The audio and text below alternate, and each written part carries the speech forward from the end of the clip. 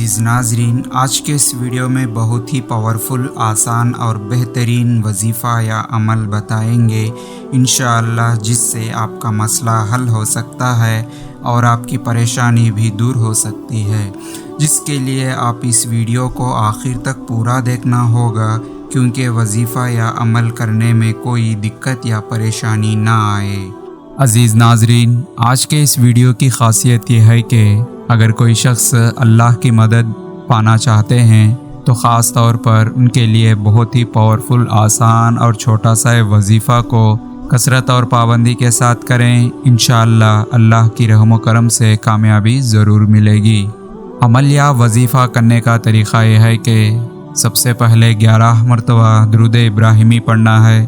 پھر یا واحدو 1000 مرتبہ پڑھنا ہے، پھر اس کے بعد 11 مرتبہ درود ابراہیمی پڑھنا ہے، یعنی کہ اول اور آخر میں 11 مرتبہ درود ابراہیمی پڑھنا ہے، پھر یا واحدو 1000 مرتبہ پڑھنا ہے،